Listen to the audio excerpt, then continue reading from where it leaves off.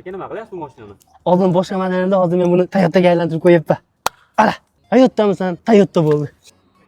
Bugundan boshlab endi bu Toyota. Sezib turganlaringizdek, bu Toyotamiz Xitoy sborka hisoblanadi.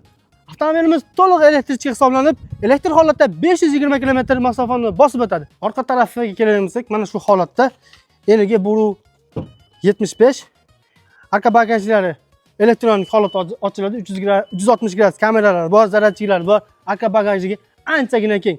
5-6 hop narsa bemalol sig'adi. Ichki saloniga keladigan bo'lsak, kichkina multirol, kolesо upravления, cruise control va bundan tashqari fesariyalari ham bor. Kattagina panorama ham bor va panoramamiz shtorkali yopiladi. Besprovodniy zaryadchik va monitorimiz ham bor. Eng qiziq joyi mana akalar, narxiga ham yetib keling.